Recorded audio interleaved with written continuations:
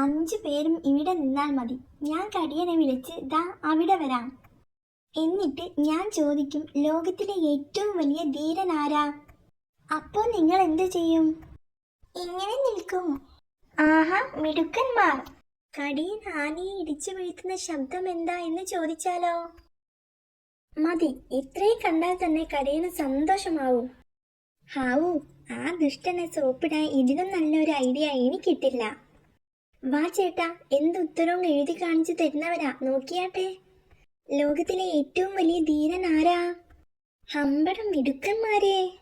He he he, ഇനി കടിയൻ ചേട്ടൻ ആനയെ ഇടിച്ചു വീഴ്ത്തുന്ന ശബ്ദം കാണിക്കേ. ഹ ഹ ഹ, ഇതൊക്കെ ഇവന്മാരെങ്ങനെ പഠിച്ചു? കടിയൻ ചേട്ടനെ പറ്റി ആർക്കാ അറിയാത്തത്?